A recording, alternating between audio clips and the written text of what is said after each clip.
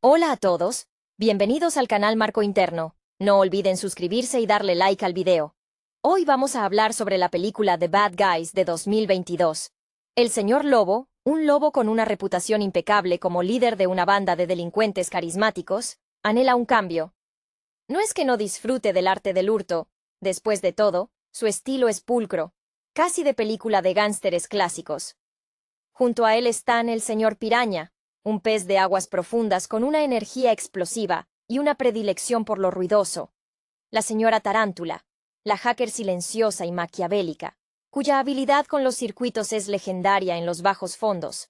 El señor Serpiente, un tipo sarcástico con dedos ágiles y una actitud perpetuamente desinteresada, que se inspira en los maestros del engaño. Y el señor Tiburón, un tiburón grande con un corazón que, irónicamente, late más fuerte por el altruismo que por el botín, a pesar de su intimidante presencia.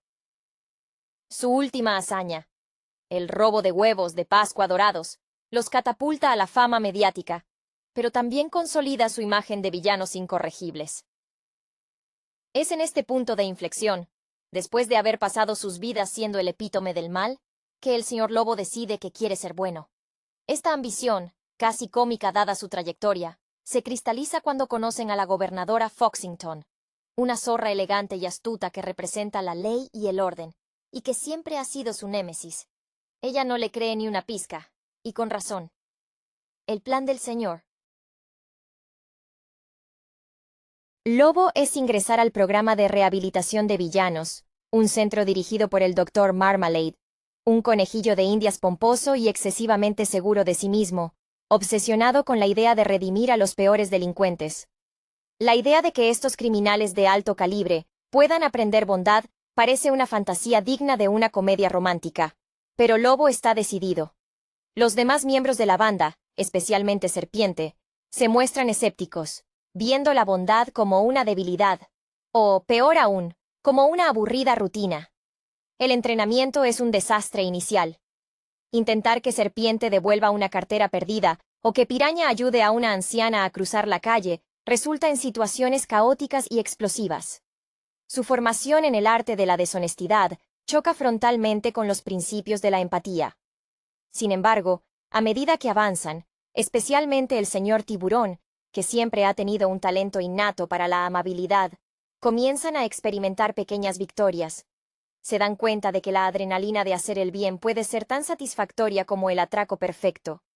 Pero la ciudad pronto se ve amenazada por una nueva figura siniestra, el profesor Carpintero, un señor del mal que planea robar el meteorito de amatista, una joya con un poder destructivo considerable.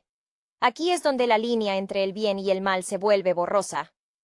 El doctor Marmalade, en un giro sorprendente, revela su verdadera naturaleza. Él es el cerebro detrás del robo del meteorito. Su fachada de científico benevolente era solo un elaborado disfraz para manipular a la ciudad y hacerse con el poder, utilizando a los malos como chivos expiatorios ideales. Los antiguos villanos, ahora en una incómoda posición de tener que salvar a quienes los despreciaron, deben usar sus talentos criminales para el bien. Lobo, con su liderazgo y estrategia de planificación de atracos, diseña un plan para frustrar al profesor Carpintero, quien resulta ser un socio menor de Marmalade, un detalle que añade capas a la traición. Serpiente demuestra que su habilidad para el engaño es útil para confundir a los secuaces. Piraña usa su caos controlado para crear distracciones. Tarántula hackea los sistemas de seguridad de Marmalade con una eficiencia brutal, demostrando que su arte es neutral. En el clímax, mientras la gobernadora Foxington y la policía son engañadas por Marmalade, son los chicos malos quienes irrumpen en la escena, no para robar, sino para detener al verdadero villano. Hay un momento de realización para el señor Lobo. La bondad no significa cambiar quién eres, sino decidir cómo usar tus habilidades. Al final, logran recuperar el meteorito y exponer la farsa de Marmalade. La ciudad, aunque todavía desconfiada, les debe una. No se convierten en héroes de la noche a la mañana, ni reciben medallas. Eso no es su estilo. Pero han encontrado un equilibrio. Siguen siendo los chicos malos, pero ahora con un código moral autoimpuesto. Se alejan en su vehículo de huida, listos para el próximo desafío, entendiendo que la aventura más grande no es el robo perfecto, sino la elección de ser, a su manera, genuinamente mejores. La lección es clara. La redención es un camino personal, no un premio público. Lobo, con esa elegancia inherente a quien ha dominado el arte de la desaparición silenciosa, sentía el peso de su reputación. Había pasado incontables noches perfeccionando el arte del engaño, viendo en cada caja fuerte un lienzo y en cada escape un solo de jazz perfectamente ejecutado.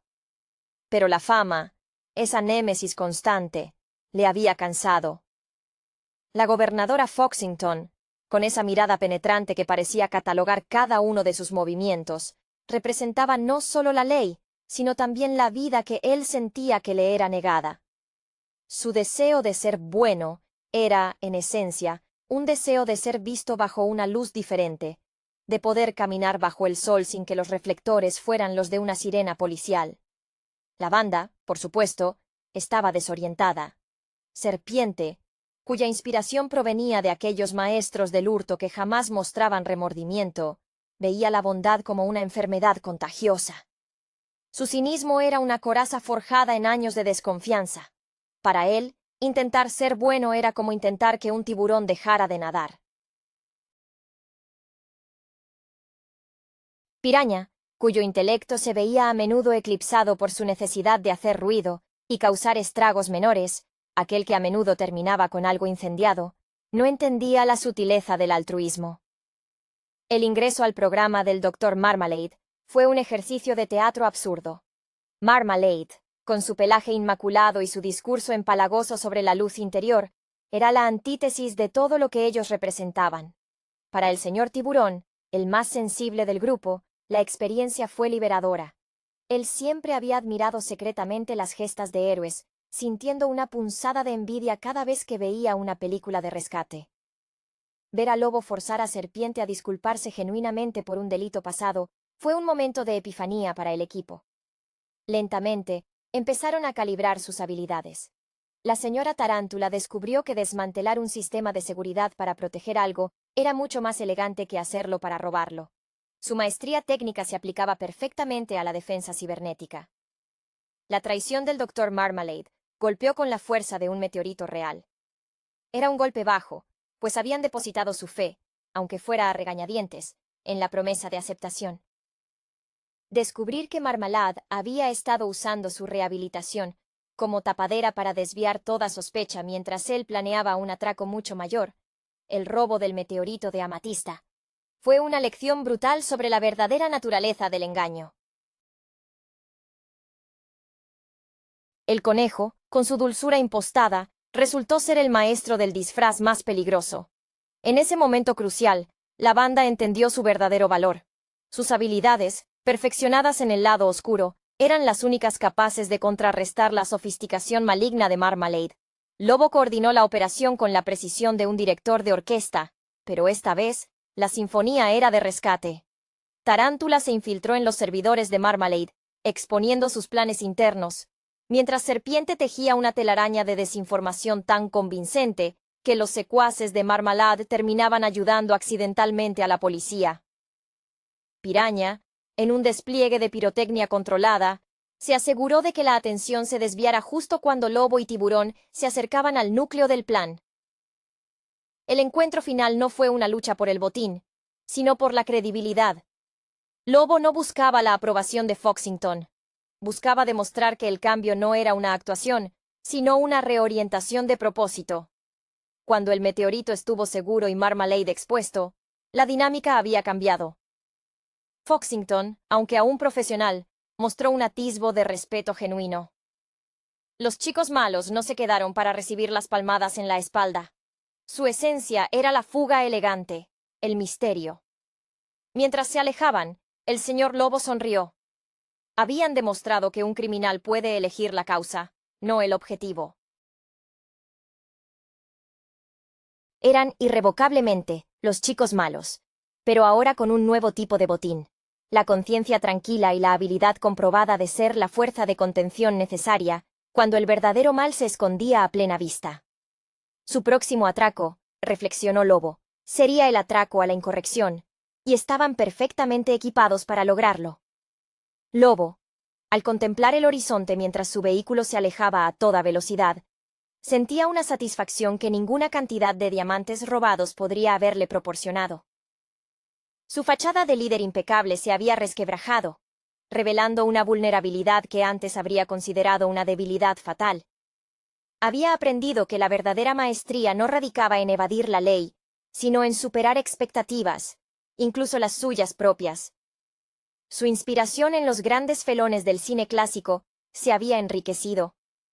Ahora su actuación incluía la complejidad moral de un antihéroe shakespeariano. Tarántula, siempre sumida en la penumbra de su propia genialidad, experimentaba un renovado entusiasmo por su trabajo.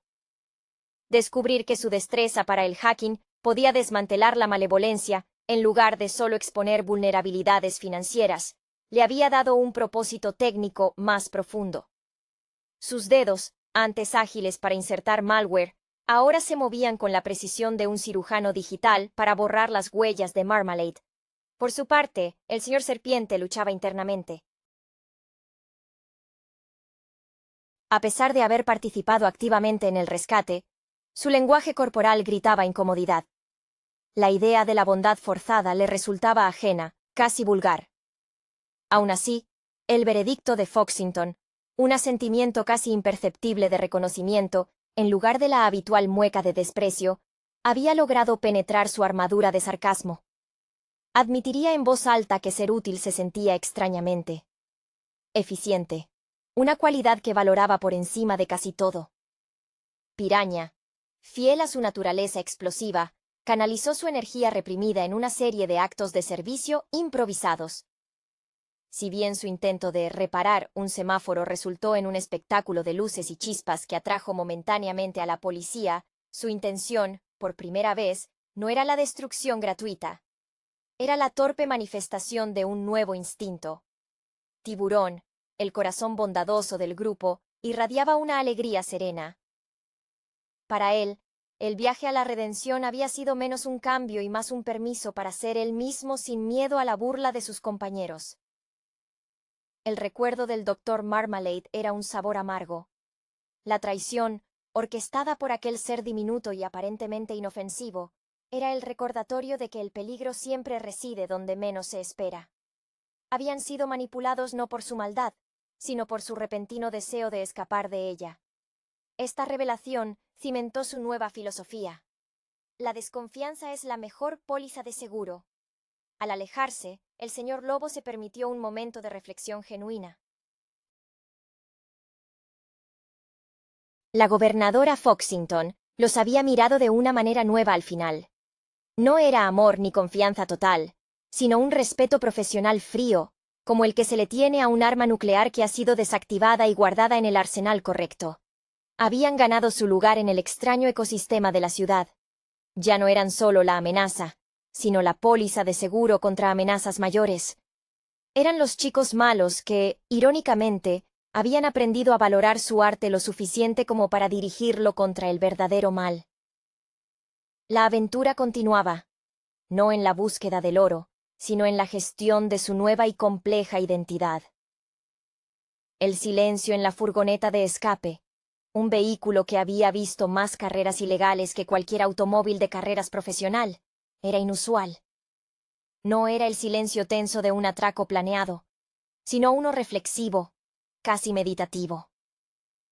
Lobo encendió la radio, sintonizando una estación de noticias que transmitía un resumen de los eventos caóticos, omitiendo convenientemente quién había frustrado el plan de Marmalade y atribuyendo la recuperación milagrosa del meteorito a una intervención coordinada de las fuerzas del orden. La prensa, como siempre, era tan fácil de manipular como una cerradura mal diseñada. «Vaya», comentó Serpiente, rompiendo el hechizo con su habitual tono de indiferencia forzada.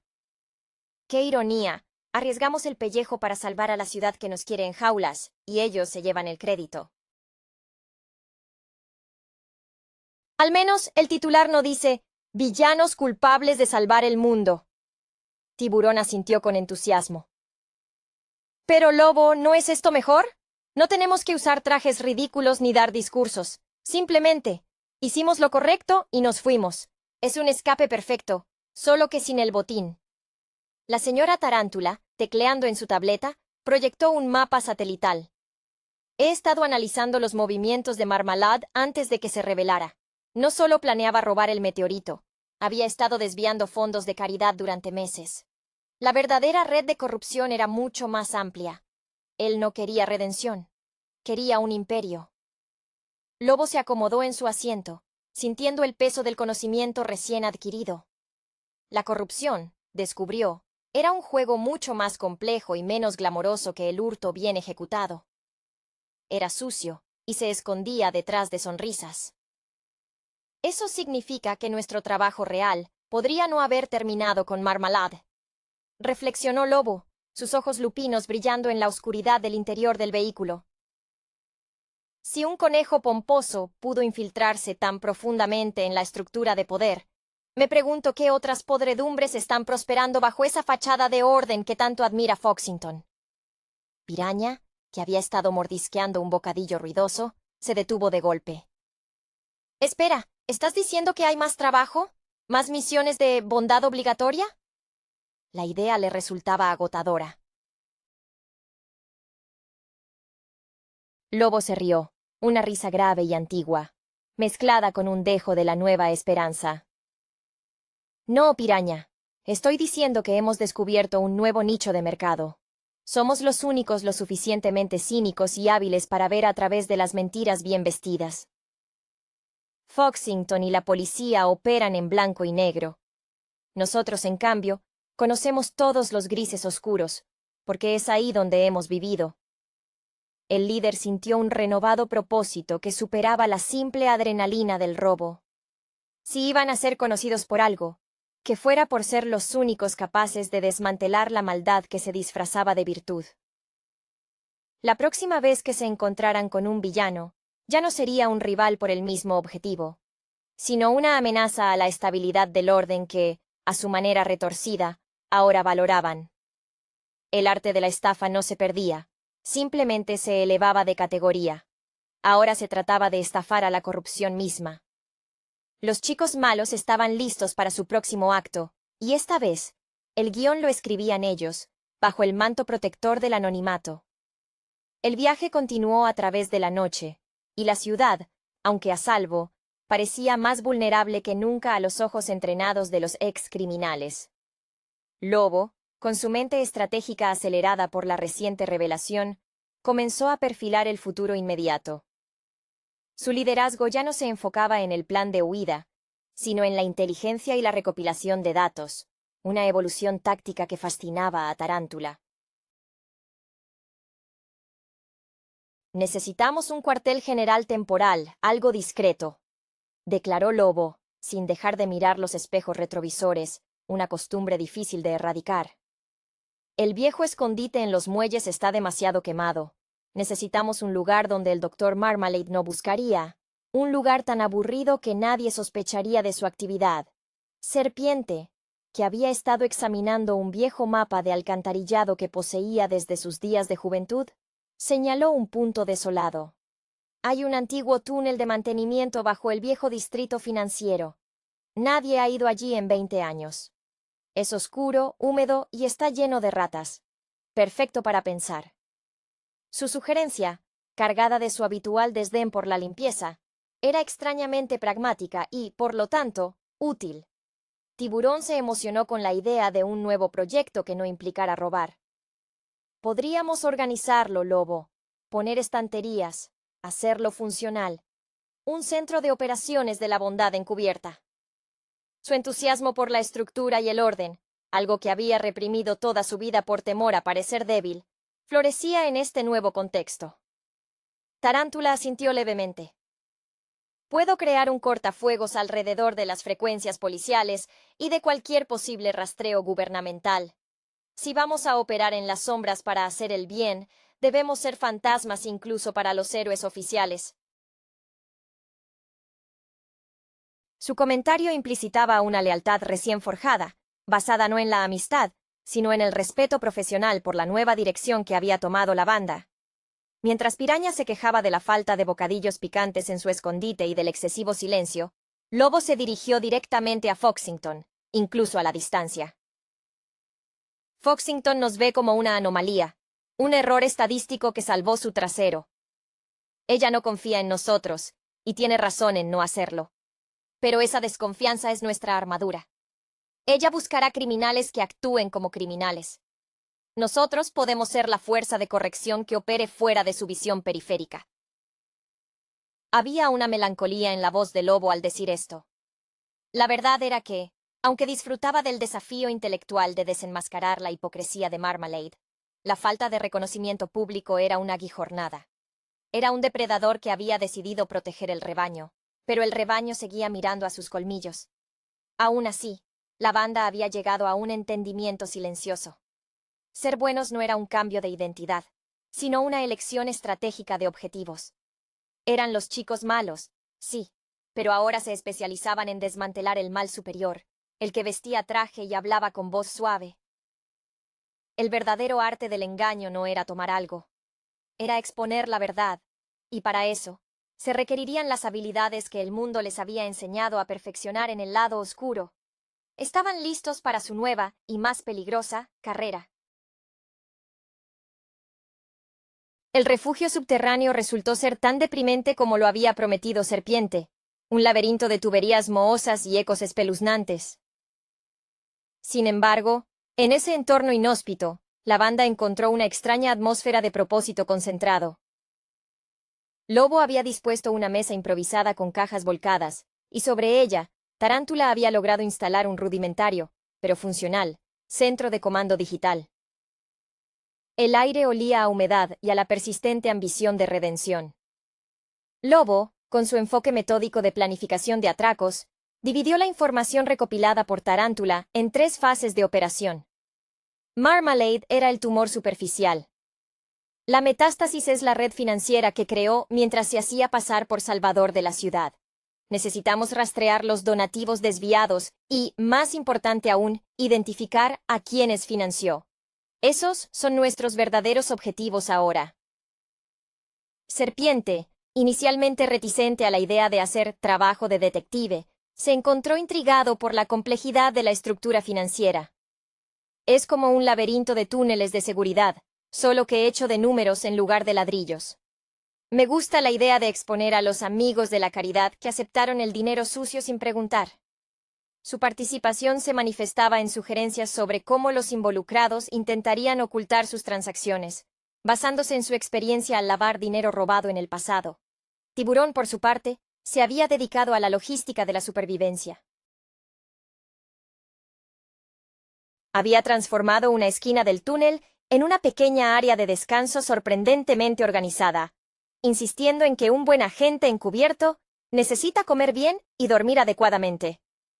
Su naturaleza afectuosa se traducía en asegurarse de que Piraña no hiciera explotar accidentalmente el suministro eléctrico mientras intentaba calentar una lata de frijoles.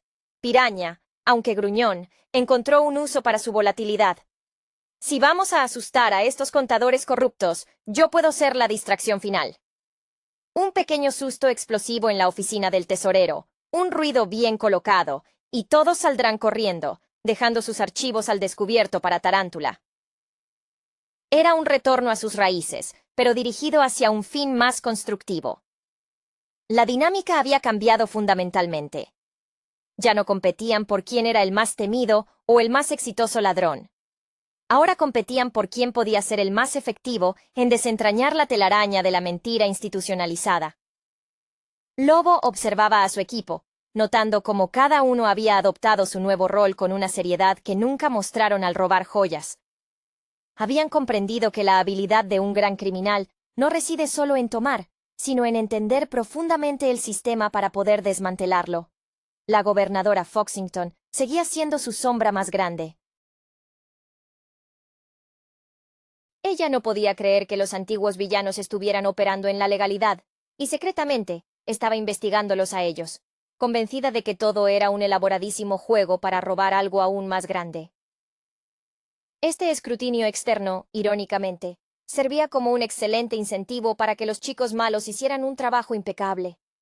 Si cometían un error, no solo irían a la cárcel, sino que confirmarían el peor temor de Foxington. Estaban atrapados en un delicado acto de equilibrio. Salvar la ciudad mientras se aseguraban de que nadie, ni los héroes ni los villanos, supiera exactamente lo que estaban haciendo.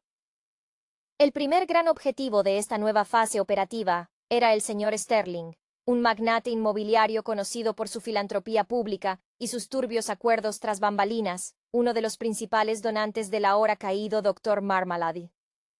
Tarántula había rastreado una transferencia significativa que conectaba a Sterling directamente con la compra de activos sospechosos, justo antes del intento de robo del meteorito. Sterling es un maestro del disfraz, muy al estilo de los villanos de época que admiraba, Lobo, comentó Serpiente mientras revisaba los planos de la torre de oficinas de Sterling, un monolito de cristal y arrogancia. Se envuelve en caridad y regulaciones, pero por dentro es puro fraude contable. Nuestro antiguo modus operandi es perfecto para esto. Necesitamos acceder a su servidor principal sin dejar rastro. El plan requirió una coreografía que imitaba sus antiguos atracos de alta seguridad. Lobo se encargaría de la distracción en el piso superior, fingiendo una revisión de seguridad de alto nivel, empleando su carisma para mantener al personal de Sterling ocupado y desorientado. Tiburón usaría su apariencia intimidante para escoltar a un falso inspector de obras, ganando acceso a las áreas de servicio críticas. La emoción se centró en la infiltración digital y física simultánea. Mientras Tiburón guiaba a un piraña disfrazado torpemente de técnico de mantenimiento a través de los conductos de ventilación, un escenario que Piraña disfrutaba inmensamente por su claustrofobia y la oportunidad de quejarse a gritos. Tarántula se preparaba para el asalto cibernético desde la seguridad de su túnel. «Estoy dentro de la red perimetral», susurró Tarántula, su voz tensa por la concentración. «Pero tienen un sistema de cifrado secundario, sofisticado. Parece imitar el software de protección de un antiguo banco suizo al que intentamos entrar hace años, Lobo». Marmalade debió haber dejado contactos. En ese instante, Lobo, interactuando con Sterling en su lujosa oficina, notó una pequeña vibración en el suelo. Era el temido Piraña, intentando usar un soplete demasiado potente cerca de una tubería principal. La distracción planificada se convirtió en un caos controlado. Piraña, al notar el error, en lugar de huir, provocó una pequeña sobrecarga en el sistema de ventilación, enviando una nube de humo inofensivo pero alarmante a través del piso. El personal entró en pánico, y Lobo aprovechó la confusión para acercarse al escritorio de Sterling. Simultáneamente, Serpiente, utilizando su habilidad para el engaño sutil, se hizo pasar por un técnico de emergencia que desactivaba las alarmas falsas, mientras en realidad colocaba un hardware de extracción de datos en un puerto secundario. El éxito fue total, pero no silencioso. Al salir del edificio, el estruendo de la falla de ventilación había atraído a la policía de la ciudad. Y allí estaba ella, la gobernadora Foxington, observando la escena con sus ojos agudos, convencida de que los chicos malos estaban simplemente probando una nueva táctica de robo. Lobo se detuvo a unos metros de la barricada policial. No huyó. Se quitó la corbata perfectamente anudada y la arrojó a un lado. «Gobernadora», llamó con una voz que exudaba autoridad inesperada. «El señor Sterling está a punto de descubrir que su cuenta bancaria en las Islas Caimán ya no está vacía. Le aconsejo que revise sus registros de donaciones de caridad. Los archivos están en la bandeja de entrada de su asistente. Firmado, un ciudadano preocupado». Luego, sin esperar respuesta, la banda se deslizó en la oscuridad, dejando atrás el caos perfectamente orquestado. Habían robado la evidencia de la corrupción, no el dinero, y habían dejado a la policía la tarea de limpiar el desorden. Era el mejor tipo de golpe. El que te hacía parecer un héroe y un villano al mismo tiempo, manteniendo el equilibrio precario que ahora definían como su existencia. La justicia, pensó Lobo, es mucho más efectiva cuando se administra desde las sombras. El retorno al sombrío túnel se sintió como volver a casa, aunque fuera una casa llena de moho. Habían logrado lo imposible: humillar a un magnate corrupto y, al mismo tiempo, evadir la atención directa de la gobernadora Foxington, aunque fuera solo por un breve instante de confusión. La tensión se disipó ligeramente cuando Tarántula confirmó que los archivos de Sterling estaban encriptados pero accesibles para la policía, una vez que la gobernadora los encontrara. Fue una coreografía espectacular, admitió Serpiente, examinando con desdén un pequeño corte en su guante. El pánico de Piraña fue un poco excesivo. Casi arruina la sutilidad de mi instalación del sniffer. Pero al menos la policía se enfocó en el humo, y no en nosotros saliendo por la puerta principal. El señor Tiburón, sintiendo la euforia de haber cumplido una misión importante sin violencia, empezó a organizar las provisiones. Necesitamos algo mejor para comer que estas barras energéticas viejas. Si vamos a ser los vigilantes no reconocidos, debemos mantener la moral alta. Podríamos usar el dinero de las recompensas que Marmalade nunca cobró para comprar suministros decentes. Lobo se sentó, pasando sus dedos por el mapa digital que mostraba la red de Sterling. No podemos usar dinero de Marmalade. Eso es tan rastreable como una joya robada. Nuestra nueva regla es: no usamos dinero que huela a crimen reciente. Usaremos nuestras habilidades para generar ingresos limpios. Un trabajo legítimo, por absurdo que parezca. El concepto de trabajo legítimo provocó una risa histérica en Piraña. ¿Trabajo? Lobo, nuestro talento es tomar, no crear. El arte del engaño, Piraña, es la adaptabilidad, replicó Lobo con firmeza. Tarántula, ¿cuáles son tus talentos monetizables que no impliquen fraude? Tarántula sonrió por primera vez en la noche, una expresión rara y fugaz. Puedo ofrecer consultoría avanzada en ciberseguridad para pequeñas empresas. Nadie sospechará del pez gordo que protege los datos. Puedo ganar lo suficiente para pagar las facturas de este agujero sin tener que hackear un banco. Serpiente resopló, pero incluso él admitió que la idea tenía mérito. Yo podría enseñar a negociar. He engañado a más tasadores de arte que nadie en este país. Podría vender cursos sobre cómo detectar una falsificación o cómo conseguir un trato increíble. Aunque me gustaría ponerle un nombre más seductor al curso. Lobo asintió, sintiendo que finalmente estaban forjando una identidad sostenible. No estaban dejando de ser criminales, estaban profesionalizando su imagen, moviéndose de la alta criminalidad a la consultoría de riesgo, utilizando su conocimiento íntimo de las tácticas delincuenciales para el beneficio ajeno. El verdadero conflicto emocional resonaba en la nueva dinámica con Foxington. Ella seguía esperando el fallo. Sabía que si estos 5 eran capaces de desmantelar la corrupción de Marmalade, era solo porque estaban preparando un golpe aún mayor. Lobo sabía que su próxima victoria no sería frustrar un atraco, sino ganarse un solo día de tregua con la ley, demostrando que su nueva agenda era más peligrosa para los verdaderos villanos que para la ciudad. El juego había cambiado de asalto frontal a guerra de inteligencia, y los chicos malos, con su experiencia en el submundo, eran los únicos verdaderos expertos en ese terreno pantanoso. La transición hacia la legitimidad se convirtió en un experimento social tan fascinante como cualquier robo de arte. Lobo se dedicó a estudiar la legislación mercantil, aplicando su meticulosidad de ladrón de guante blanco a la creación de Lobo y Asociados, consultoría de riesgos estratégicos. Era una capa de pintura fresca sobre una vieja estructura, pero era necesaria para financiar su cruzada secreta. Serpiente se estrenó como instructor de negociaciones de alto riesgo en una plataforma en línea, adoptando el seudónimo de El Maestro del Contrato. Su cinismo innato resultó ser un arma de venta brutalmente efectiva. Sus estudiantes, empresarios desesperados por cerrar tratos ventajosos, adoraban su filosofía de asumir que todos mienten y adelantarse a su jugada.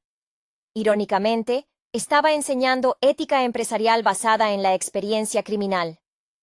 Tarántula, bajo el nombre de Arachne Security, estaba desbordada de trabajo.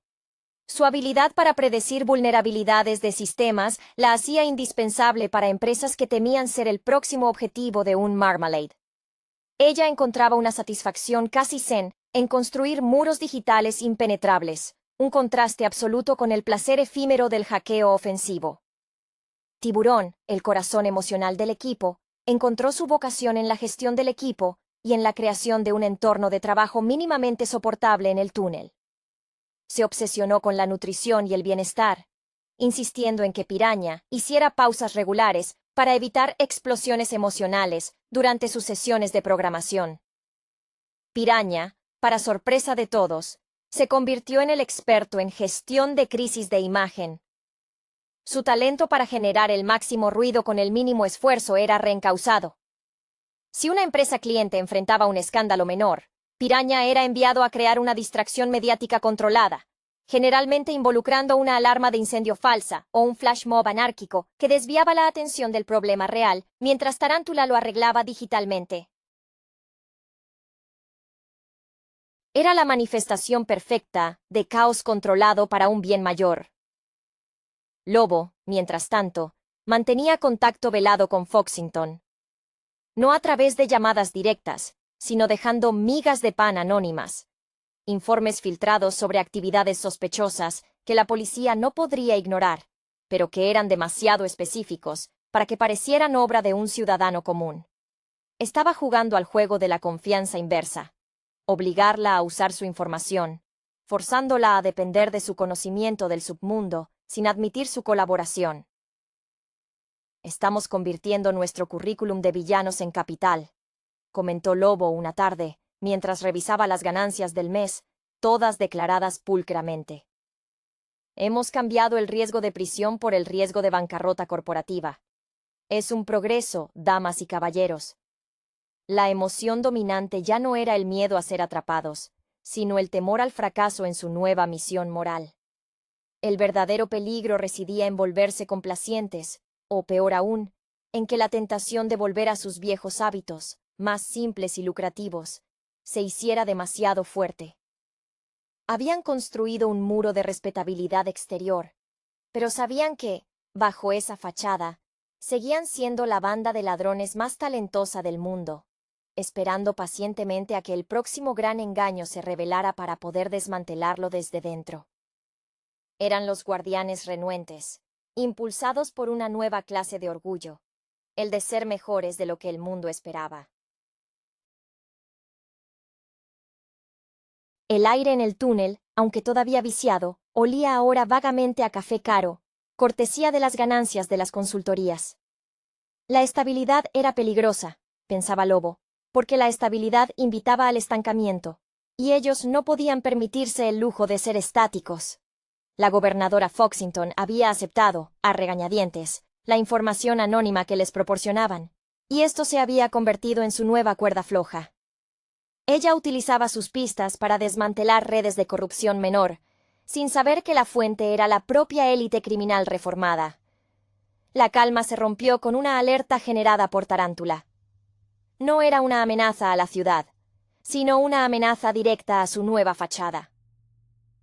Un competidor de serpiente en el mercado de seminarios de negociación, un tal señor Midas, había comenzado a replicar sospechosamente los métodos de enseñanza y el discurso del maestro del contrato, pero con una ética notablemente más cuestionable, insinuando tácticas ilegales.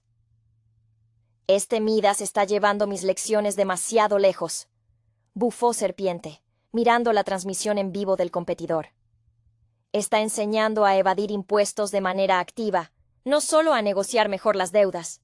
Es una mancha en mi reputación de estafador sofisticado. Lobo vio la oportunidad.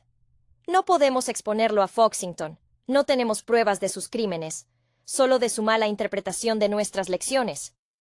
Midas es un reflejo oscuro de tu propia trayectoria, Serpiente. Necesitamos demostrar que la auténtica maestría reside en la sutileza y el control, no en el caos descarado. El plan se articuló rápidamente. Midas estaba organizando un gran seminario presencial en un hotel de lujo, una oportunidad perfecta para una infiltración de alto perfil. Piraña, impulsado por la indignación de ver su arte malinterpretado, se ofreció voluntario para la parte más ruidosa. «Yo me encargo del caos», declaró Piraña. «Pero esta vez, Lobo, prometo no incendiar nada que no esté previamente aprobado como elemento de distracción». Tiburón se encargó de la logística, asegurándose de que Midas estuviera bajo vigilancia constante. Usó su encanto natural para sonsacar información de los asistentes al seminario, haciéndose pasar por un asistente personal confundido. La noche del seminario, Lobo y Serpiente entraron disfrazados de críticos de negocios de alto nivel. Mientras Serpiente se preparaba para el enfrentamiento intelectual en el escenario, Lobo coordinaba con Tarántula, quien se encontraba remotamente hackeando el sistema de presentación de Midas. Cuando Serpiente confrontó a Midas sobre sus métodos, la tensión era palpable. Midas, arrogante y seguro, intentó desacreditar a Serpiente. Fue entonces cuando Tarántula ejecutó su jugada maestra. En lugar de revelar los crímenes financieros de Midas, ella sobreimpresionó en la pantalla gigante una serie de diapositivas humillantes de Midas, siendo atrapado en situaciones ridículas durante sus intentos de plagio, incluyendo una grabación de él, practicando la voz de Serpiente en un espejo.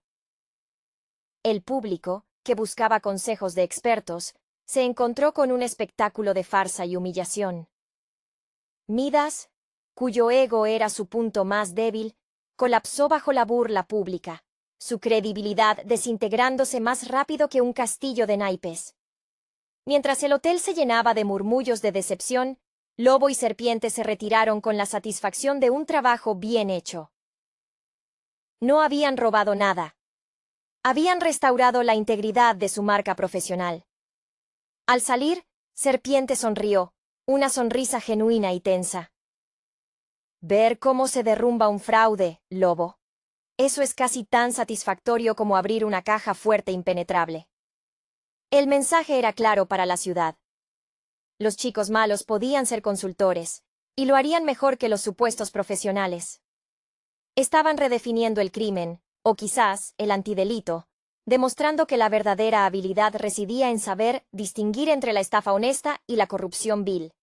Y solo ellos tenían la experiencia para hacerlo. La victoria sobre Midas reafirmó una verdad incómoda para la banda. Su experiencia en el engaño era una moneda de dos caras. Podían hacer dinero y causar un bien innegable, pero siempre operaban al borde del abismo legal, bajo la constante sospecha de la gobernadora Foxington. Esa sospecha era su sombra, su recordatorio diario de que el perdón total era inalcanzable. Lobo, sentado en la mesa de cartón en el túnel, sentía que su paciencia se agotaba. Desmantelar pequeños fraudes era un paliativo, no una solución. Necesitaban un acto tan grande, tan públicamente beneficioso, que incluso Foxington tuviera que reconocer su cambio de paradigma. «Estamos jugando en las ligas menores», declaró Lobo, golpeando suavemente la pantalla con el mapa de la ciudad. «Foxington sigue creyendo que somos meros oportunistas, esperando el momento de hurtar la Reserva Federal. Tenemos que darle algo que haga que el robo del meteorito parezca un juego de niños». Fue Tarántula quien presentó el anzuelo definitivo. He estado rastreando las comunicaciones residuales de Marmalade. Encontré referencias codificadas a una entidad llamada el Consorcio del Bien Mayor. No es un grupo de ladrones, es una red de inversionistas de élite que, bajo la fachada de financiar proyectos ecológicos y de infraestructura, están manipulando el mercado inmobiliario de la ciudad para desplazar a miles de residentes de bajos ingresos. El objetivo era doblemente atractivo. Era un crimen sofisticado, basado en la codicia y la manipulación sistémica, y atacaba directamente a la gente común, algo que incluso el cínico Serpiente encontraba repulsivo. «Así que estos tipos son peores que nosotros», comentó Tiburón, su voz grave mostrando una indignación genuina. «Nosotros solo robábamos cosas. Ellos roban el futuro de la gente». «Exactamente», confirmó Lobo. «Esto no es un atraco, es una demolición ética. Necesitamos infiltrarnos en su reunión anual, un evento exclusivo en la antigua isla de Blackwell, donde planean firmar los contratos finales. Necesitamos sus listas de contactos y sus planes de acción. La planificación del asalto a la isla Blackwell fue la más compleja que habían diseñado desde su época dorada. Requería la precisión de un reloj suizo, algo que solo ellos podían orquestar. Lobo planeó la logística como un general. Serpiente diseñó las coartadas y los disfraces. Tarántula se encargó de eludir los sofisticados sistemas de vigilancia de la isla. Y Piraña, para deleite de todos, sería el único con una vía de escape rápida y ruidosa. El clímax se centró en el momento de la firma. Mientras los miembros del consorcio celebraban su victoria moral y financiera, el equipo entró en acción. Tiburón, usando un disfraz de chef corporativo, colocó un agente tranquilizante suave en la fuente de ponche central, no letal, solo suficiente para hacer que los magnates se sintieran somnolientos y torpes. Cuando los líderes del consorcio comenzaron a cabecear, Tarántula activó un pulso electromagnético localizado que desactivó temporalmente sus dispositivos de comunicación y copió todos los datos de sus tabletas de firma. Serpiente, con un micrófono robado, tomó el control del sistema de sonido justo cuando Foxington, alertada por una de las migas de pan de lobo, llegaba a la isla con un equipo de asalto. «Atención, caballeros y damas del bien mayor», tronó la voz de Serpiente por los altavoces, modulada para sonar como un presentador de noticias sombrío. «El espectáculo ha terminado. Los chicos malos, por una vez, no han venido a robarles su dinero, sino a devolverles su vergüenza». Mientras Serpiente detallaba los crímenes financieros del consorcio, Lobo se aseguró de que todos los documentos incriminatorios fueran colocados en un maletín de apariencia oficial, que luego dejó visiblemente cerca del muelle donde Foxington desembarcaba. Era la ofrenda perfecta, la evidencia limpia, el crédito para la ley y la banda desaparecida en la niebla marina. Al alejarse, Lobo no sintió la euforia del robo, sino la calma profunda del deber cumplido.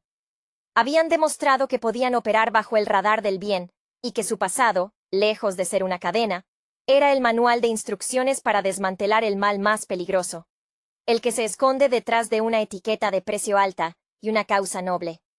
Eran los chicos malos, y finalmente estaban haciendo el trabajo que nadie más podía hacer. La irrupción de los tipos malos en la cartelera cinematográfica de 2022 no fue un mero suceso, sino una declaración de intenciones sobre el género de la comedia de atracos animada. La película, dirigida por Pierre Periwinkle, se apoya firmemente en una estética visual que rinde homenaje al cine de acción y espionaje de los años 90, particularmente a ese cine que mezclaba la sofisticación del thriller con una dosis saludable de humor autoparódico. La paleta de colores vibrante y el diseño de personajes, claramente influenciado por las novelas gráficas, dotan a la cinta de una energía palpable que se mantiene constante durante toda su duración. El núcleo narrativo pivota sobre el lobo, un personaje cuya ambición de redención se ve constantemente saboteada por su propia reputación y, más importante aún, por la inercia de su pandilla. El lobo, en su concepción original, bebe directamente del arquetipo del líder carismático, pero inherentemente defectuoso. Su fascinación por el cambio, por demostrar que los malos pueden ser buenos, no es una epifanía repentina, sino el resultado de una profunda, aunque inexpresada, fatiga de la criminalidad. Esta trayectoria se vuelve más interesante al considerar las referencias implícitas a figuras como Danny Ocean, aunque filtradas a través del prisma de la animación para un público más amplio. Junto a él, La Camarilla es un estudio fascinante sobre la dinámica de grupo y el choque entre la identidad profesional y el deseo personal. La Piraña, con su explosividad y apetito voraz, es el contrapunto cómico perfecto, representando esa parte de nosotros que se resiste tercamente al cambio. Su humor anárquico, a menudo físico, funciona como un ancla a la naturaleza primaria del atraco, recordándole al espectador que, por muy pulcros que intenten ser sus planes, el caos es su estado natural. El Serpiente, por otro lado, aporta la necesaria dosis de cinismo y pragmatismo. Es el muro de la realidad contra el idealismo del lobo. Su pasado, aunque solo se insinúa, sugiere una vida donde la lealtad al código criminal siempre ha pesado más que cualquier tentación de virtud. Es el eterno escéptico, cuya presencia asegura que el viaje hacia la bondad no sea demasiado lineal o edulcorado. La película se beneficia enormemente de la inclusión del personaje de la gobernadora Foxington. Ella no es simplemente el obstáculo policial, es un espejo oscuro del propio lobo. Su pasado como criminal exitosa y ahora convertida en figura pública de autoridad introduce una capa de ironía que eleva el guión por encima de la fórmula estándar de policía versus ladrón. Ella entiende las reglas del juego mejor que nadie, haciendo que su eventual colaboración con los tipos malos sea creíble dentro de la lógica interna del relato.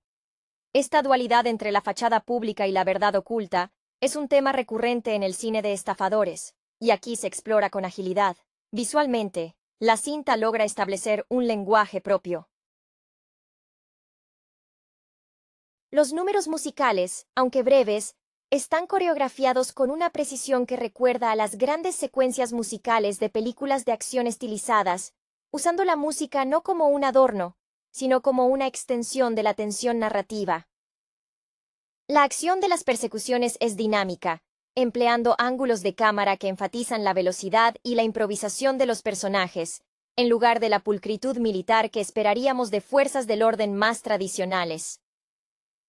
El análisis temático revela que los tipos malos trata menos sobre el robo en sí y más sobre la performatividad de la identidad. La pregunta central no es si pueden robar el objeto, sino si pueden convencerse a sí mismos y a los demás de que merecen algo más que ser etiquetados como inherentemente malos.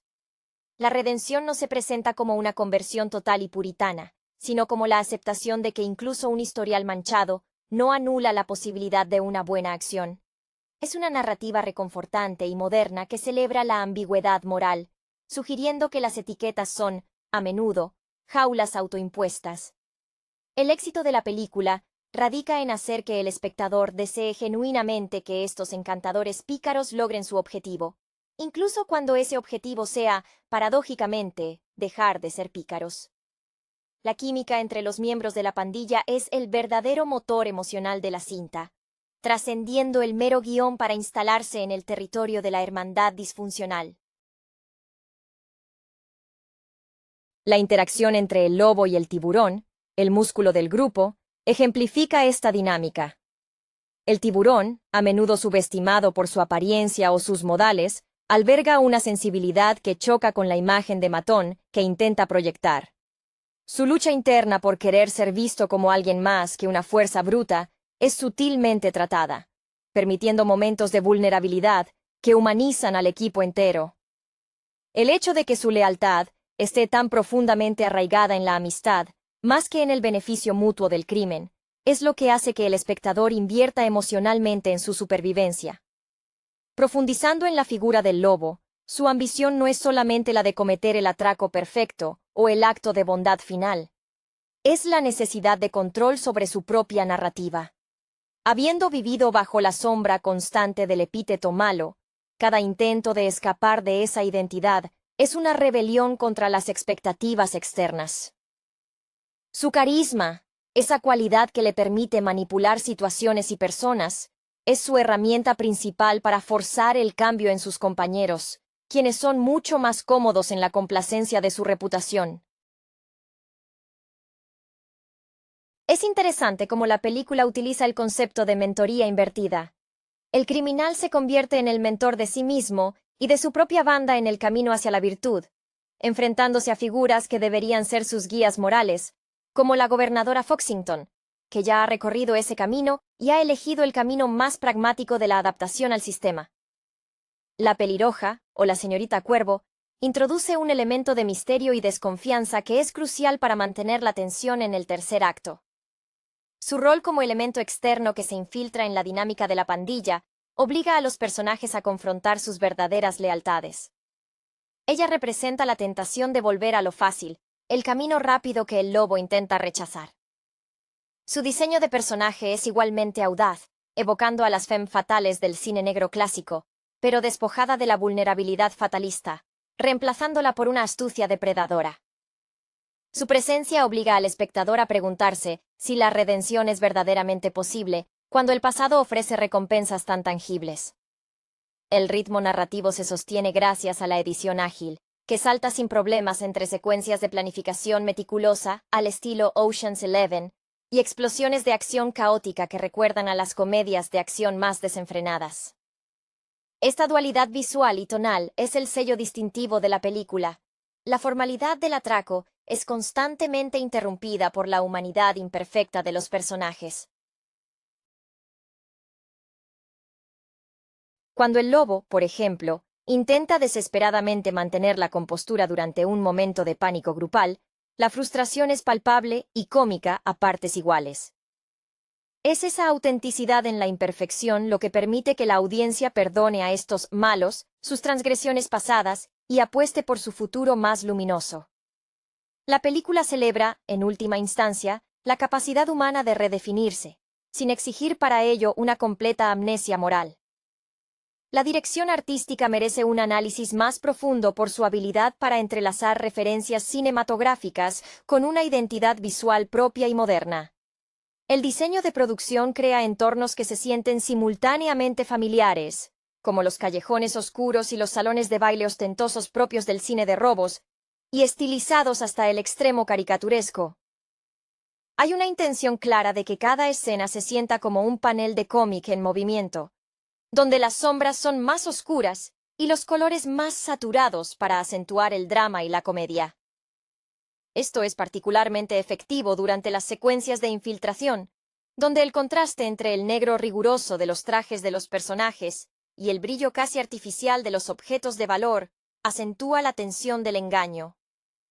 El arco del lobo está intrínsecamente ligado a la necesidad de ser admirado, no temido. Esta necesidad de validación externa lo impulsa a buscar la aprobación de Foxington, quien representa el éxito social alcanzado a través de la conformidad. Su frustración no radica solo en que los atrapen, sino en que no crean en su transformación. Es un líder que se enfrenta al dilema del artista. ¿Puedes fingir ser alguien diferente hasta que lo consigues? ¿O debe la autenticidad surgir desde el núcleo? La película se inclina por la segunda opción, sugiriendo que la actuación de bondad debe transformarse en convicción genuina para que el cambio sea sostenible. La piraña es, quizás, el personaje más puramente cómico, pero su función narrativa va más allá del alivio cómico. Es el ancla emocional que recuerda al espectador el placer simple y sin adulterar de la travesura. Sus momentos de exuberancia descontrolada funcionan como un escape catártico de la rigidez del plan maestro. Él no desea la redención por razones filosóficas o sociales, simplemente quiere ser feliz y, si eso implica dejar de huir de la policía, está dispuesto a intentarlo, siempre y cuando haya suficiente comida de por medio. Esta honestidad brutal sobre sus motivaciones lo hace extrañamente fiable. El serpiente, con su actitud perpetuamente hastiada, ofrece el contrapunto filosófico al optimismo forzado del lobo. Su cinismo no es malicioso, sino defensivo. Es la armadura de alguien que ha visto demasiadas promesas rotas. La relación con el lobo es una danza constante entre el líder que empuja hacia adelante y el pragmático que exige una evaluación realista de los riesgos.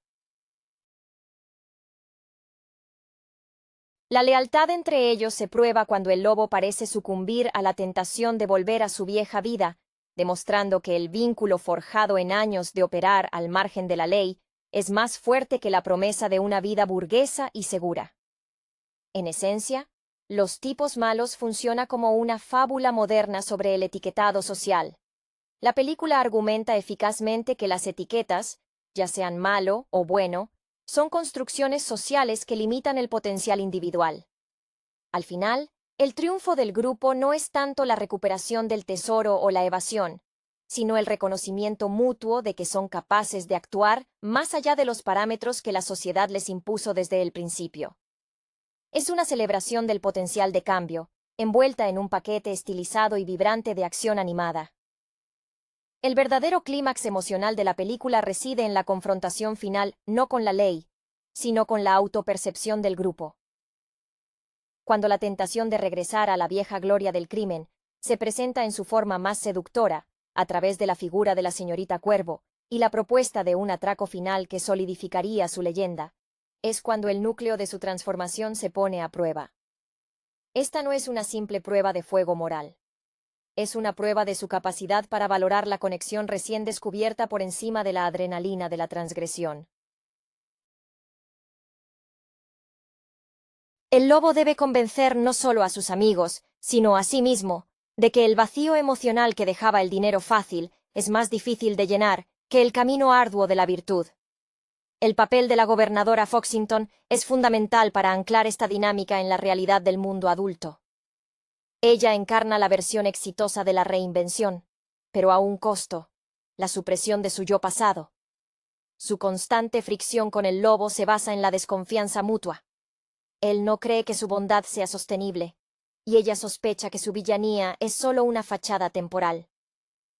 Cuando finalmente se unen, es por una comprensión compartida del sacrificio necesario para mantener una fachada social, ya sea como criminal reformada o como héroe renuente.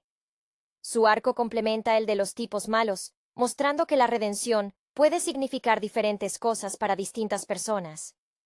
Para ella, es la permanencia. Para ellos, es la posibilidad de empezar de nuevo. La banda sonora y el diseño de sonido refuerzan esta dualidad estilística. La música de acción suele ser tensa y electrónica, propia del thriller moderno, pero se ve interrumpida por momentos de humor sonoro más exagerado o por melodías más suaves que acompañan los breves instantes de camaradería genuina entre los miembros del equipo. Este contraste auditivo mantiene al espectador en un estado de alerta constante, nunca permitiendo que se asiente cómodamente en el género. Los efectos de sonido de las trampas y los escapes son tratados casi como instrumentos musicales, subrayando la idea de que, incluso en el caos, hay una coreografía subyacente. En última instancia, la película se erige como un comentario optimista sobre la maleabilidad del carácter. No niega la naturaleza intrínseca o los hábitos arraigados del pasado. Más bien, sugiere que estos pueden ser redirigidos. El triunfo de los tipos malos radica en su capacidad para hacer que la audiencia acepte que, a veces, la mejor manera de ser un tipo malo es engañar al mundo haciéndole creer que te has vuelto bueno, y que, si esa actuación es lo suficientemente convincente y duradera, se convierte en la verdad. Es una celebración de la habilidad para cambiar de disfraz, tanto literal como metafóricamente. La belleza subyacente de los tipos malos reside en cómo utiliza la estética del atraco sofisticado para explorar temas de amistad y autoaceptación en un contexto muy accesible para el público joven. La banda de criminales opera bajo una lógica interna donde la reputación es tanto una carga como una ventaja competitiva. El lobo, como líder visionario, está obsesionado con la idea de trascender esa reputación, una ambición que refleja el deseo humano universal de ser visto por lo que se aspira a ser, y no por lo que se ha sido. Su carisma, esa cualidad casi magnética que lo distingue en el submundo, se convierte en su mayor obstáculo cuando intenta predicar la virtud, pues sus secuaces están condicionados a seguirlo en la maldad, no en la moralidad. El tiburón es el corazón inesperado del grupo, y su lucha interna es quizás la más conmovedora. Su constante necesidad de atención y su deseo de ser reconocido por sus talentos, más allá de la intimidación física, como su inexplicable amor por el ballet o la poesía, elementos que la película dosifica con maestría para aligerar la tensión.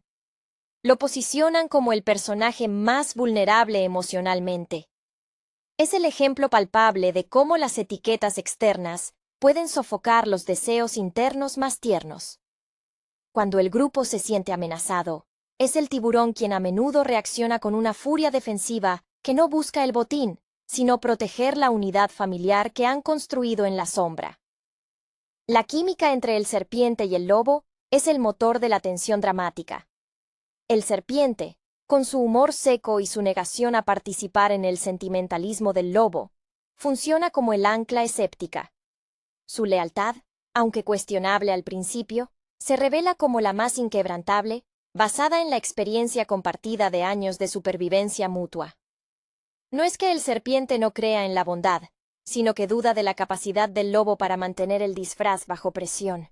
Él sabe que la adrenalina del engaño es una droga poderosa, y teme ver a su amigo sucumbir de nuevo. Este tira y afloja intelectual es lo que impide que la trama se sienta simplista. Visualmente, la película se inspira fuertemente en el diseño de personajes estilizados que recuerdan a las producciones de acción de Guy Ritchie, pero traducido al lenguaje de la animación de alta definición. Los movimientos son fluidos, casi coreografiados, incluso en los momentos de pánico. Hay un uso consciente del shock value visual. Por ejemplo, la repentina aparición de la verdadera naturaleza de la pelirroja o los momentos de distracción orquestados por la pandilla emplean efectos visuales impactantes que imitan la sobrecarga sensorial del cine de acción vertiginoso. Este estilo dinámico asegura que el mensaje sobre la reforma moral nunca se sienta como un sermón pesado, sino como una aventura emocionante. Al final, la película celebra la idea de que la familia no siempre se elige por afinidad moral, sino por la necesidad compartida de pertenencia. Los tipos malos son malos porque el mundo les dijo que lo eran, y se vuelven buenos, o al menos menos malos, porque se eligieron mutuamente como testigos de un potencial diferente. La verdadera victoria no es la ausencia de crimen en sus vidas futuras, sino la capacidad de haber tomado una decisión consciente y grupal de priorizar el afecto sobre el beneficio ilícito, estableciendo un nuevo código de honor, aunque sea uno que todavía opera en los márgenes de la legalidad. La constante tensión entre la imagen pública y la realidad interna es el verdadero campo de batalla emocional de los tipos malos. El lobo no solo quiere ser bueno, sino que anhela la aceptación que viene con esa etiqueta. Es una búsqueda de validación externa que trasciende el simple deseo de libertad. Esta necesidad de cambiar de piel es la que lo hace vulnerable a la desilusión cuando sus planes de redención son recibidos con escepticismo, especialmente por parte de Foxington, cuya propia reinvención parece mucho más pulcra y completa. Ella ha quemado sus puentes con su pasado criminal. El lobo, en cambio, parece estar tratando de coser los dos mundos, una empresa inherentemente inestable. La señorita Cuervo, como catalizador del caos, explota esta inestabilidad. Ella no busca la redención ni el cambio. Representa la nostalgia seductora de la vieja vida, el camino fácil y glorioso del atraco épico. Su presencia obliga a cada miembro de la pandilla a medir el costo de su incipiente moralidad. Para el serpiente, ella es una prueba de fuego a su pragmatismo recién adquirido, mientras que para el lobo es la tentación de abandonar el difícil trabajo emocional de ser alguien mejor por la gratificación instantánea de ser temido y exitoso. La astucia de la Cuervo radica en no forzar la mano, sino en presentar una opción tan atractiva que la decisión de rechazarla se sienta como un verdadero sacrificio personal y no como una obligación moral impuesta. El diseño de sonido acompaña magistralmente esta lucha. Los momentos de alta tensión, especialmente durante los atracos o las persecuciones, están llenos de ruidos metálicos, crujidos y sirenas estresantes, que representan el mundo caótico que intentan dejar atrás. Sin embargo, en los breves momentos de unión, como cuando comparten una comida o se cubren las espaldas sin preguntar, el sonido ambiente se suaviza, permitiendo que la música, a menudo de carácter soul o jazzístico, tome el protagonismo, indicando un espacio de autenticidad y paz temporal.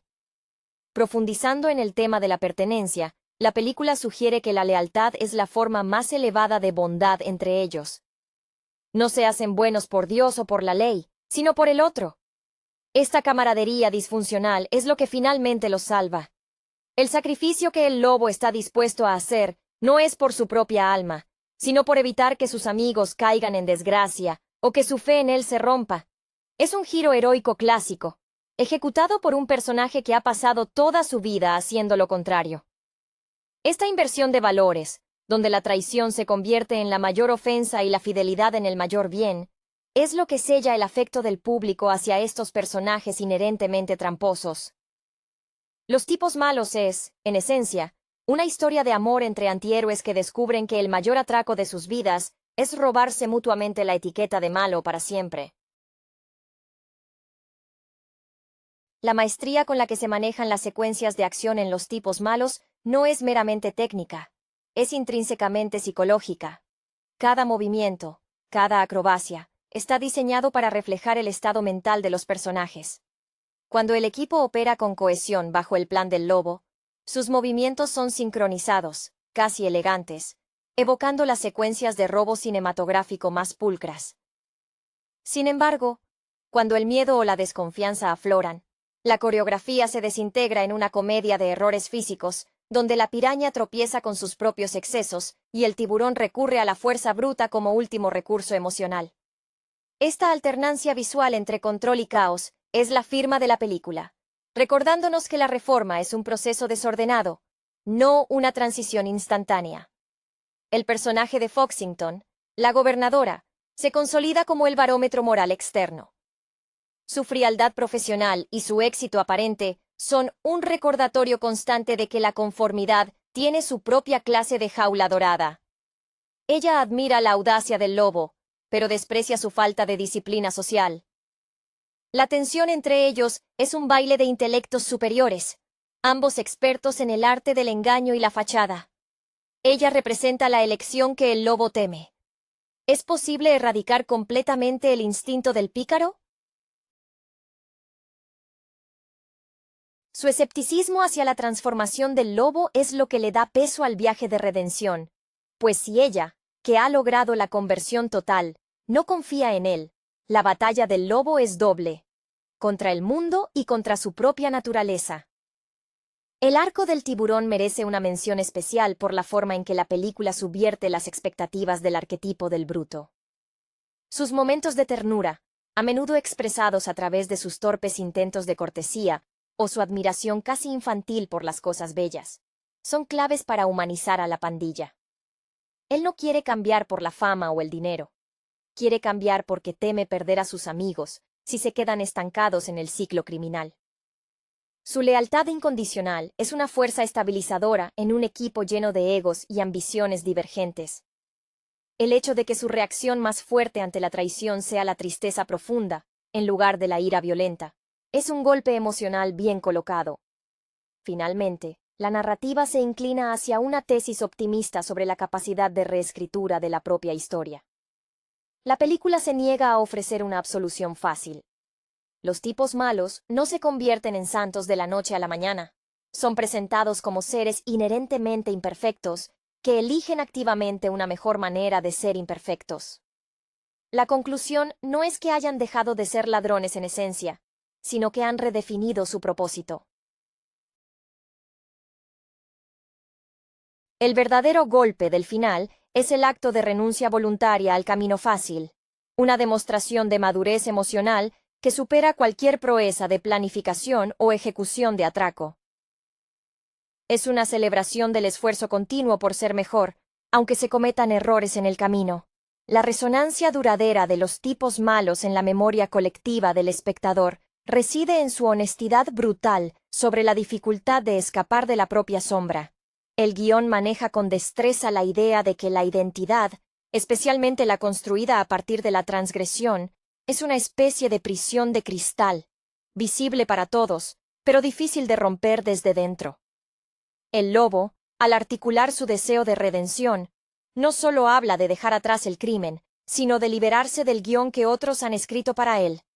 Su aspiración es casi existencial: reclamar la autoría de su propia vida. El contrapunto temático lo ofrece la piraña, cuya celebración de la anarquía y el placer inmediato actúa como un ancla a la realidad más visceral. Mientras el lobo se enfrasca en las complejidades filosóficas de la moralidad, la piraña simplemente quiere disfrutar el momento. Esta dicotomía entre el idealista reformado y el hedonista práctico genera gran parte del humor y la calidez de las interacciones. La piraña representa la tentación de la simplicidad. Ser malo es fácil, requiere menos autoexamen. Ser bueno es un trabajo constante y a menudo ingrato. En cuanto a la ejecución visual, La elección de utilizar secuencias de montaje rápidas, cargadas de texto superpuesto, y efectos visuales que imitan las fallas de una cámara antigua o el ruido de una cinta VHS, no es gratuita. Es un guiño constante al origen del equipo en la cultura del cine de atracos de segunda generación, los tipos malos que operan en los márgenes del espectáculo. Esta estética rugosa contrasta deliberadamente con la pulcritud de los entornos que intentan infiltrar, subrayando que son forasteros en el mundo de la respetabilidad. La figura del serpiente se vuelve esencial porque es el único que parece genuinamente cómodo con la ambigüedad. Él no aspira a ser un héroe, ni se regocija en ser un villano. Simplemente opera en el espacio gris, que le permite sobrevivir y proteger a su familia elegida. Su lealtad, exhibida en los momentos de mayor peligro, es la prueba más sólida de que lazos forjados en la adversidad son más fuertes que las conversiones repentinas. El serpiente obliga al lobo a demostrar su cambio a través de acciones concretas de sacrificio mutuo, y no meramente a través de palabras bonitas. La película se cierra con la sutil afirmación de que la redención no es un destino final, sino una práctica continua. Los tipos malos no se convierten en ciudadanos modelos al terminar la película, simplemente han elegido un nuevo conjunto de reglas para operar, reglas que priorizan la integridad del grupo sobre el botín. Han aprendido que la verdadera audacia no está en robar la joya más protegida, sino en atreverse a confiar y a ser vulnerables ante aquellos que han jurado proteger.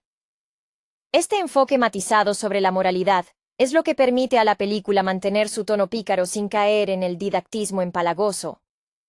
La exploración de la dinámica de poder dentro del grupo se intensifica a medida que el lobo intenta imponer una nueva jerarquía basada en la moralidad, lo cual choca frontalmente con las estructuras preestablecidas basadas en la habilidad criminal y la antigüedad. El liderazgo del lobo siempre ha sido carismático, pero ahora requiere una forma de autoridad más vulnerable, la del ejemplo. Esta exigencia pone a prueba la paciencia del serpiente, cuyo respeto por el lobo se basa en su eficacia como criminal maestro, no como predicador de la virtud.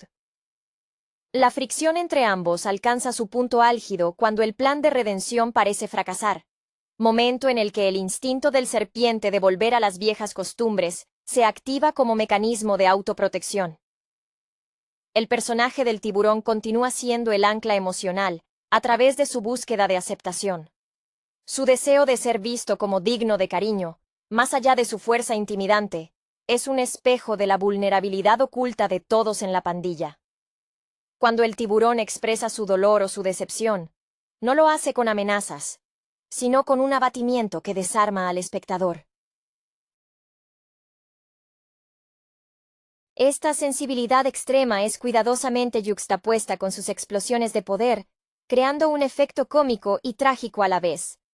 Él es quien más activamente intenta encajar en los moldes sociales de bondad, aunque sea de forma torpe y exagerada, como en sus intentos fallidos de cortesía o sus reacciones exageradas ante la belleza.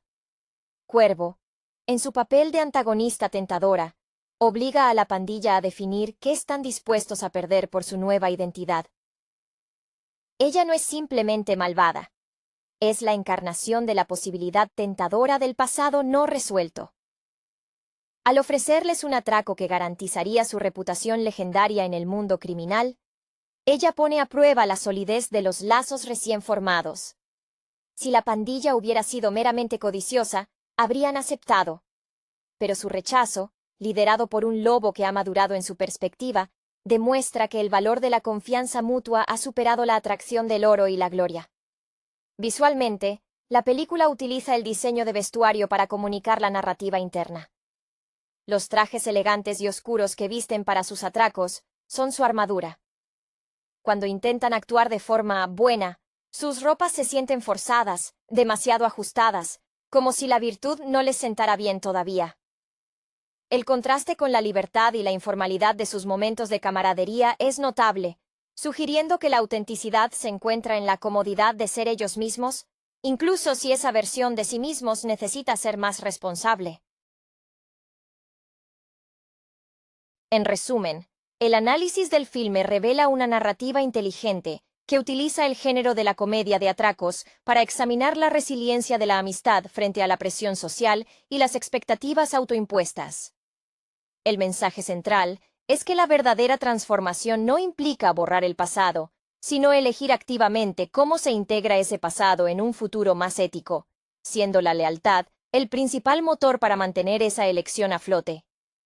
La construcción del universo de los tipos malos se sustenta en una capa de sofisticación visual que, si bien rinde homenaje a clásicos del cine de estafadores, inyecta una energía moderna y desenfadada. La animación, con sus texturas casi táctiles y su uso audaz de la perspectiva, hace que cada escenario se sienta como un decorado teatral diseñado para el engaño y la acción espectacular. La ciudad misma parece reaccionar a las emociones de los personajes.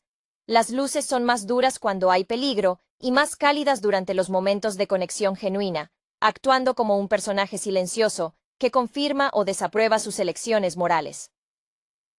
El viaje del lobo es, fundamentalmente, una crisis de identidad profesional. Él no solo es un ladrón consumado, sino un artista del engaño cuya reputación lo precede y lo aprisiona. Su deseo de redención es, en parte, un intento desesperado por demostrar que su carisma puede ser utilizado para fines constructivos, algo que, irónicamente, requiere más habilidad que simplemente robar. Este dilema se ve amplificado por la figura de Foxington, quien ya ha realizado la metamorfosis que él busca. Ella representa la versión exitosa de la renuncia a la vida criminal, pero a costa de una rigidez emocional que el lobo teme adoptar. Su interacción es un duelo de ingenio donde el respeto profesional se mezcla con una atracción mutua por la inteligencia del otro. Dentro de la pandilla, la dinámica se mantiene tensa gracias al equilibrio entre la lealtad y la tentación de volver a lo conocido. La piraña, con su naturaleza impulsiva y su apego al placer inmediato, es la resistencia encarnada al cambio lento y metódico. Él no entiende de sutilezas. Si algo es divertido o delicioso, debe ser perseguido. Este enfoque simple sirve como un correctivo necesario al idealismo a veces demasiado abstracto del lobo. Su lealtad es ciega y feroz, basada en el afecto incondicional, lo que lo convierte en el miembro menos propenso a sucumbir a la seducción del mundo criminal externo, como el ofrecido por la señorita Cuervo. El serpiente, el escéptico supremo, mantiene el equilibrio narrativo proporcionando un realismo frío. Él no cree en las conversiones milagrosas, sino en las pruebas irrefutables. Su reserva emocional es una defensa construida a través